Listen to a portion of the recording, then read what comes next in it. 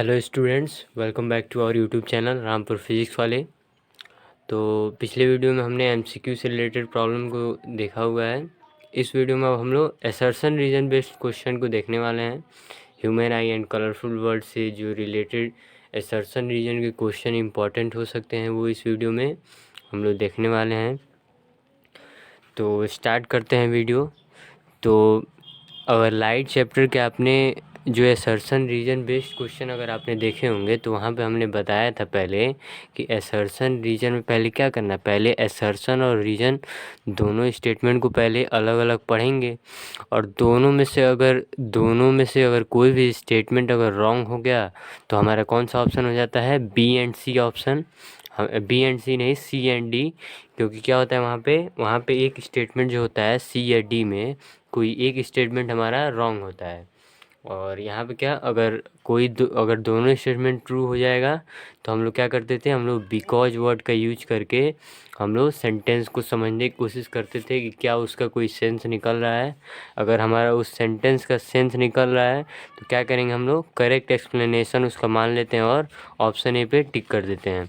तो ये रिलेटेड बातें हमारी जो इस असर्शन रीजन से थी, इसको समझने की बहुत ही आवश्यकता है आप लोगों को। अब हम लोग क्वेश्चन को देखने वाले हैं।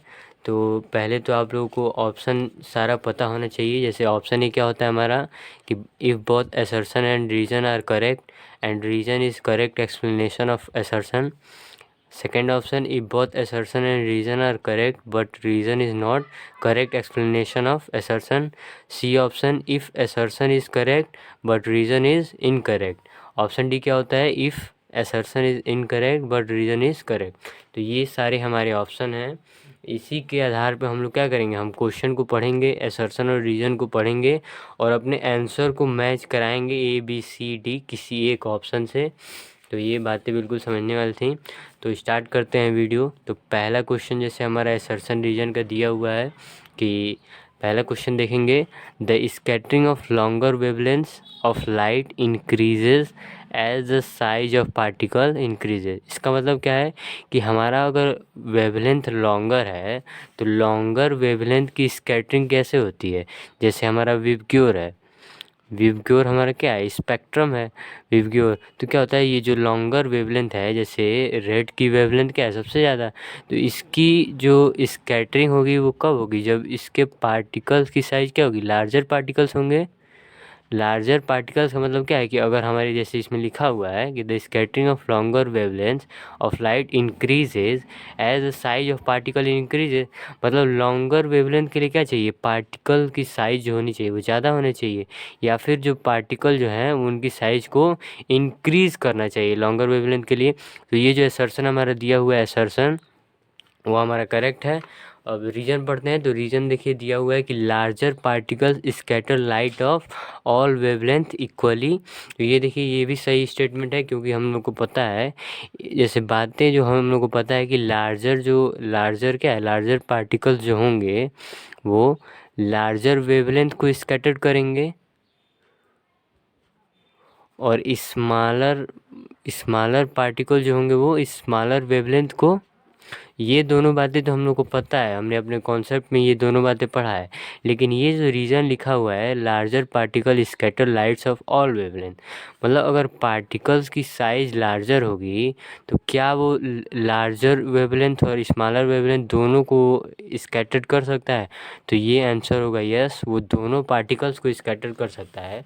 जैसे समझने की कोशिश करेंगे कि अगर एक रूम है, रूम में अगर पार्टिकल छोटे छोटे भी हैं और अगर एक पार्टिकल बहुत ही बड़ा है, ठीक है, 2-3 पार्टिकल हम बड़े बड़े बना दे रहे हैं, अगर रूम में रे ऑफ लाइट आ रही है तो अगर स्मॉलर वेवलेंथ कहने का मतलब ये जो वेवग्योर में वायलेट इंडिगो ब्लू है, ये क्या है, ये स्मॉलर वेवलेंथ वाली लाइट है। तो ये छोटे पार्टिकल से भी स्कैटर्ड हो सकती हैं। लेकिन अगर यही वेवलेंथ अगर लार्जर पार्टिकल से भी टकरा जाए तो क्या ये स्मॉलर वेवलेंथ वाली लाइट वो हमारी क्या हो जाएगी, दूसरी डायरेक्शन में भी स्कैटर कर सकती है। इसका मतलब लार्जर पार्टिकल्स जो होंगे वो लार्जर वेवलेंथ और स्मॉलर वेवलेंथ दोनों वेवलेंथ की लाइट को स्कैटर कर सकते हैं। तो हमारा ये जो स्टेटमेंट लिखा हुआ है रीजन कि large particle scatter lights of all wavelength, ये भी हमारा जो रीजन है वो करेक्ट है। तो असर्शन भी करेक्ट है, रीजन भी करेक्ट है। अब हम लोग क्या चेक करते हैं कि करेक्ट एक्सप्लेनेशन है या नहीं, तो ये हम लोग चेक करेंगे। तो देखिए हम लोग क्या करते हैं कि बिकॉज वर्ड का यूज करते हैं, जिससे सेंस निकले अगर सेंटेंस का, तो हम लोग क्या करते हैं करेक्ट एक्सप्लेनेशन टिक कर देते हैं। तो एक बार हम लोग अगर बिकॉज वर्ड का यूज करें, देखिए हर केस में बिकॉज वर्ड का यूज करके जो है सेंटेंस की मीनिंग को हम लोग नहीं निकाल सकते हैं, ठीक है, ये चीज़ होने ज़रूरी है। ऐसे देखिए इसमें लिखा क्या है कि the scattering of longer wavelength of light increases as the size of particles increases. Because लगाते हैं यहाँ पे, तो because large particle scatter lights of all wavelength equally well, ये जो है बिकॉज लगाने से हमारे सेंटेंस का जो है मीनिंग नहीं निकल रहा है यहाँ पे।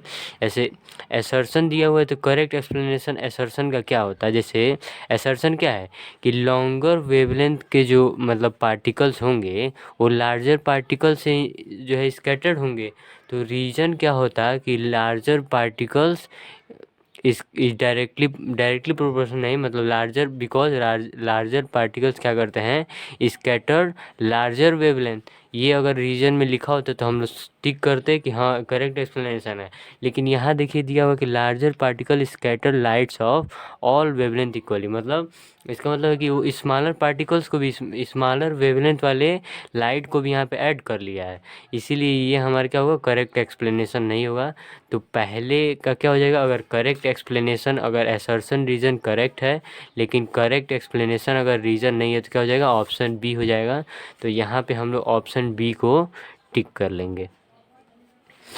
बिल्कुल आसानी से समझने वाली बात थी, इसमें कोई ज़्यादा इसमें हेजिटेशन या फिर कोई डराने वाली बात नहीं थी, एकदम आराम से आप लोग पढ़िए। नेक्स्ट क्वेश्चन देखिए, तो the scattered light makes path of light visible, ये तो करेक्ट स्टेटमेंट है, क्योंकि जो लाइट, अगर हम लोग कोई भी लाइट को देख पा रहे हैं उसका मेन कारण यही है कि वो स्कैटर्ड हो जा रहा है। डिफरेंट डायरेक्शन में स्कैटर्ड होने की वजह से लाइट जो है उसके पाथ को हम लोग देख पा रहे हैं, ठीक है। तो ये वही स्टेटमेंट लिखा हुआ है, the scatter light makes path of light visual. तो यहाँ पे भी सेकंड क्वेश्चन में क्या है, असर्शन हमारा ट्रू है। नेक्स्ट रीजन पढ़ते हैं, scattering of light is the result of Tyndall effect. तो टिंडल इफेक्ट में हमें पता है टिंडल इफेक्ट में भी स्कैटरिंग ऑफ लाइट होता है, तो ये भी स्टेटमेंट हमारा करेक्ट है। लेकिन अगर हम लोग असर्शन पढ़ें और इसका रीज़न अगर हम लोग एक्सप्लेनेशन के आधार पर देखें कि क्या रीज़न जो है वो करेक्ट एक्सप्लेनेशन है, तो देखिए देखते हैं। जैसे the scattered light makes path of light visual, तो मतलब क्या है, लाइट जो है विजुअल क्यों होता है, लाइट विजुअल होता है क्योंकि स्कैटरिंग होती है। स्कैटरिंग होने से क्या होगा कि डिफरेंट डायरेक्शन में जो है पाथ चेंज हो जाएगा लाइट का, तभी हमारी स्कैटरिंग ऑफ लाइट के कारण जो है पाथ को विजिबल करेगी। लेकिन यहाँ देखिए रीजन में दिया हुआ है कि scattering of light is the result of Tyndall effect, तो इससे हमारा कोई सेंटेंस से कोई जो है सेंस नहीं निकल रहा है। अगर बिकॉज लगा के भी पढ़ें तो कोई मतलब नहीं निकलने वाला है। तो इसीलिए हमारा ऑप्शन कौन सा सही हो जाएगा, ऑप्शन बी, क्योंकि स्कैटरिंग ऑफ लाइट जो ये रिजल्ट है उसके कारण जो है हमारा पाथ विजुअल नहीं होता है। यहाँ पे रीज़न जो है करेक्ट एक्सप्लेनेशन नहीं है, तो ऑप्शन बी हमारे यहाँ पे भी ट्रू हो जाएगा। तो ये हमारा ऑप्शन बी था। अब नेक्स्ट क्वेश्चन देखते हैं, क्वेश्चन नंबर थर्ड। तो क्वेश्चन नंबर थर्ड में जैसे दिया हुआ है देखिए, rainbow is an example of dispersion of sunlight by water droplet. तो ये भी स्टेटमेंट ट्रू है, क्योंकि डिस्पर्जन ऑफ लाइट के कारण हमारा रेनबो का फॉर्मेशन होता है। तो ये हमारा ऑप्शन जो है मतलब असर्शन वो सही है। अच्छा, फिर दिया हुआ है कि light of shorter wavelength is scattered much more than light of larger wavelength. ये तो ट्रू है, क्योंकि स्मॉलर जितने भी शॉर्टर वेवलेंथ की जो लाइट होती है वो ज़्यादा स्कैटर्ड होती है, और जो लार्जर वेवलेंथ वाली लाइट होती है वो कम स्कैटर्ड होती है।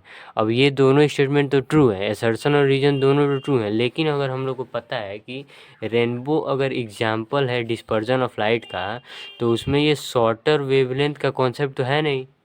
ऐसे रेनबो अगर यहाँ रीजन में ये दिया हुआ था कि डिस्पर्जन ऑफ लाइट, ठीक है, rainbow is an example of dispersion of light by water droplet, लेकिन रीजन में अगर ये दिया होता कि dispersion of light is the splitting of light into 7 colours, तो ऐसा कुछ दिया होता तो हम लोग कुछ सही भी कर सकते हैं। लेकिन यहाँ पे देखिए ये light of shorter wavelength is scattered much, ये सब दिया हुआ है, तो ये क्या है, ये करेक्ट एक्सप्लेनेशन इस सेंटेंस का नहीं है, असर्शन का नहीं है।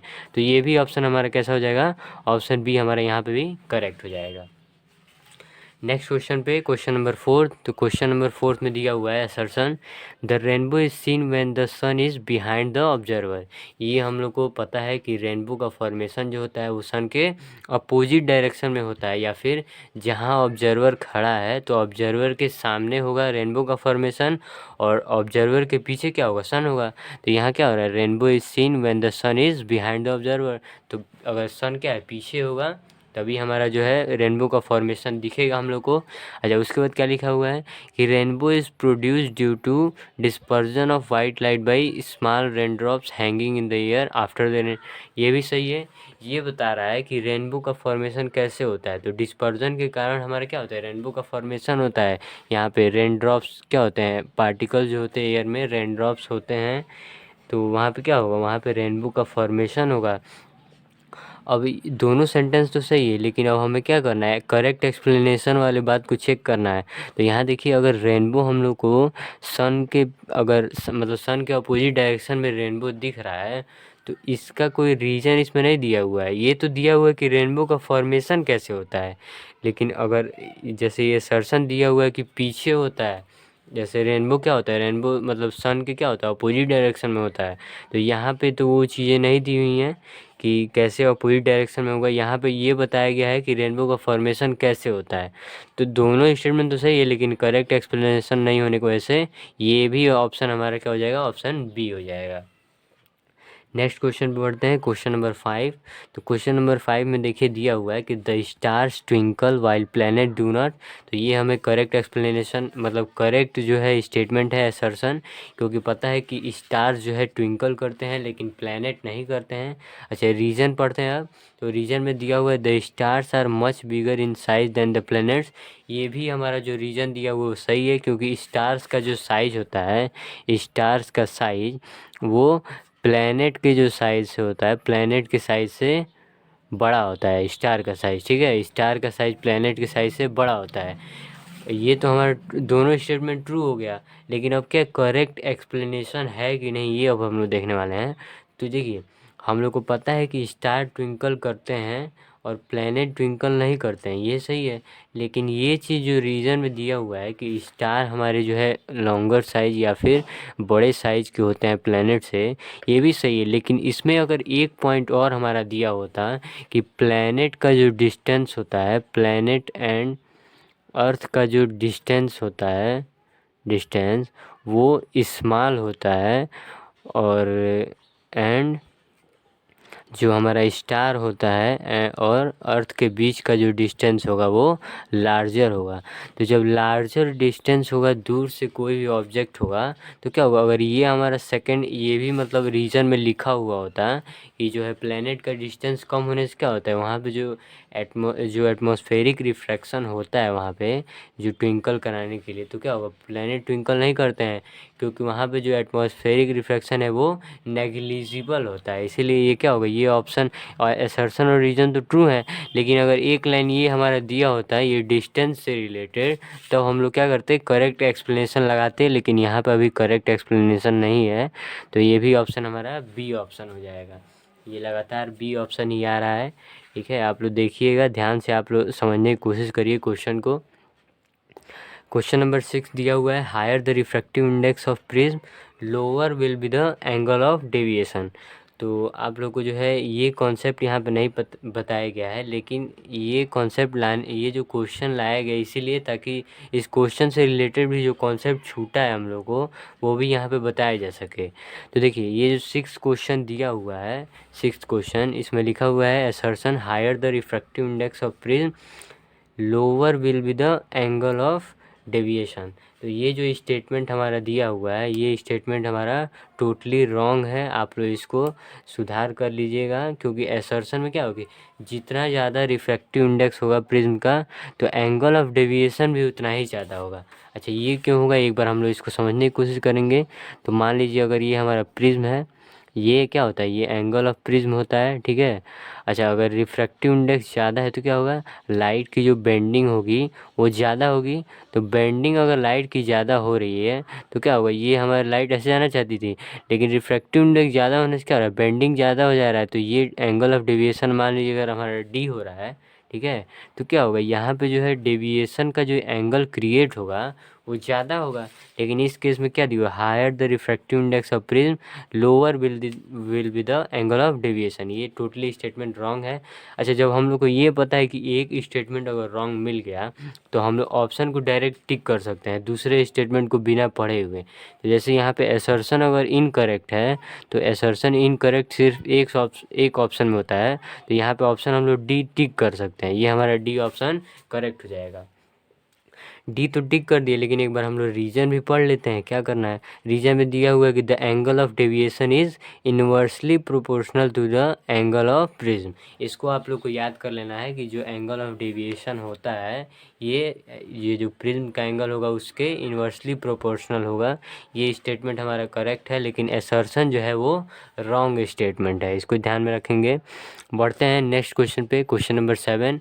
White light is dispersed into its 7 color component by a prism। तो ये तो सही है कि वाइट लाइट अगर प्रिज्म पे आ रही है तो वो 7 कलर में हमारी डिस्ट्रीब्यूट हो जाएगी।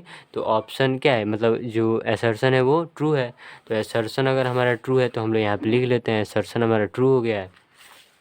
रीजन देखते हैं, रीजन में दिया हुआ है different colour of light bend through different angles. ये कॉन्सेप्ट को हमने बताया हुआ था कि जब प्रिज्म से क्या होगा, प्रिज्म से जो रे ऑफ लाइट हमारी वाइट लाइट आ रही है वो डिफरेंट एंगल पे जो है इंसिडेंट करती है with respect to incident ray as they pass through prism. Different angle से जो अगर डिफरेंट एंगल पे प्रिज्म से क्या हो रहा है, रिफ्रैक्शन हो रहा है, तो क्या होगा वहाँ पे जो अलग अगर डिफरेंट डायरेक्शन में क्या होगा, जैसे वाइट लाइट क्या है, वाइट लाइट जो है वो 7 कलर का कॉम्बिनेशन है। तो वाइट लाइट प्रिज्म पे पड़ने के बाद क्या हो रहा है, 7 कलर में डिस्ट्रीब्यूट होगा, और ये 7 कलर जो है डिफरेंट एंगल पे अगर हमारा जो है डिफरेंट एंगल पे अगर जाएंगी तो इससे क्या होगा कि हमारा वहाँ पे डिस्पर्जन फेनोमेना होगा। तो ये हमारा देखिए दोनों ऑप्शन हमारा करेक्ट दिया हुआ है। ये सेकंड जो रीज़न भी दिया वो भी करेक्ट है। और जो ये रीजन है आखिर डिस्पर्जन होता क्यों है, क्योंकि जो ये वाइट लाइट है वो 7 कलर का कॉम्बिनेशन है, और जो है 7 कलर क्या होता है डिफरेंट एंगल पे जो है बेंड कर जाते हैं, जिसके वजह से 7 कलर में वो डिस्ट्रीब्यूट हो जाते हैं। 7 कलर में डिस्ट्रीब्यूट होने से क्या होगा, डिस्पर्जन फेनोमेना हम लोग कहेंगे। तो ये हमारा ऑप्शन क्या हो जाएगा, ए, क्योंकि करेक्ट एक्सप्लेनेशन भी है रीजन, और असर्शन और रीजन जो दोनों स्टेटमेंट है वो करेक्ट है। तो ये हमारा ऑप्शन ए हो गया। बढ़ते हैं 8th क्वेश्चन पे। तो क्वेश्चन नंबर 8 जैसे दिया हुआ है हमारा कि द स्काई लुक्स डार्क, यहाँ देखिए the sky looks dark and black instead of blue in outer space. ये हम लोग को पता है कि जो स्काई का जो कलर है आउटर स्पेस में वो कैसा होता है, डार्क और ब्लैक होता है। तो असर्शन हमारे यहाँ पे करेक्ट हो गया। अच्छा, अब देखिए इस रीजन क्या दिया हुआ है, no atmosphere containing air in the outer space to scatter sunlight.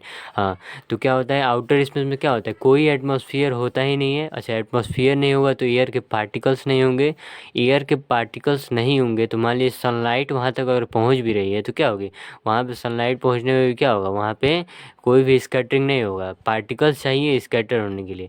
तो ये क्या हुआ, दोनों स्टेटमेंट करेक्ट है और करेक्ट एक्सप्लेनेशन भी है। जैसे असर्शन में क्या है कि स्काई डार्क दिखता है, तो क्यों दिखता है, क्योंकि वहाँ पे कोई एटमॉस्फेयर, नो एटमॉस्फेयर प्रेजेंट। तो ये चीज़ है। तो 8th क्वेश्चन भी हमारे यहाँ पे कंप्लीट हुआ, ऑप्शन ए हमारा करेक्ट होगा। क्वेश्चन नंबर 9 देखते हैं। तो क्वेश्चन नंबर 9 में दिया हुआ है assertion danger signals are made of red colour, ये करेक्ट स्टेटमेंट है।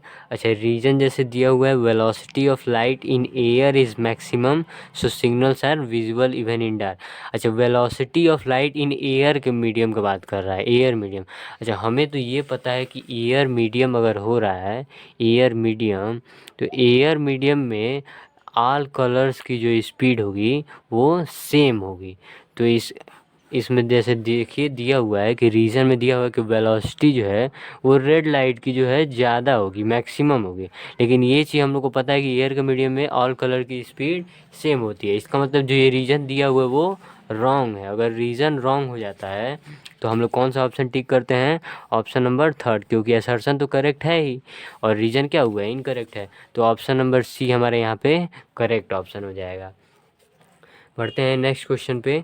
तो नेक्स्ट क्वेश्चन में जैसे दिया हुआ है assertion, the planets twinkle while the stars do not. अब ये पहला ही स्टेटमेंट हमारा असर्शन का रॉन्ग हो गया, क्योंकि प्लैनेट ट्विंकल नहीं करते हैं, स्टार ट्विंकल करते हैं। ये दोनों जो है सेंटेंस वो उल्टा दिया हुआ है। तो हमारा क्या हो जाएगा, हम लोग ऑप्शन टिक कर सकते हैं डायरेक्ट कि हमारा असर्शन जो है इनकरेक्ट आ गया है। तो रीज़न करेक्ट होगा, ये चीज़ हम लोग को पता है। अच्छा, रीज़न एक बार पढ़ लेते हैं।